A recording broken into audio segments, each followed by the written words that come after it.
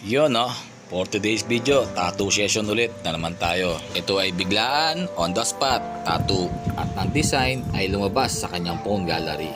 At ang napiling design ni client, on the wings of love. Charot. At syempre, yung napili niyang design, ang musical note, wings colorful. Dahil nga sa sobrang kulay at bagsik nito. At syempre, meron naman tayong client na napasaya at successful. Satisfied client. May pang my day na naman ang ating client at FB. At sa gusto magpatato, maaaring i-mensahe lang po ako sa aking page na sa Biyahirong Prinsipe at your service.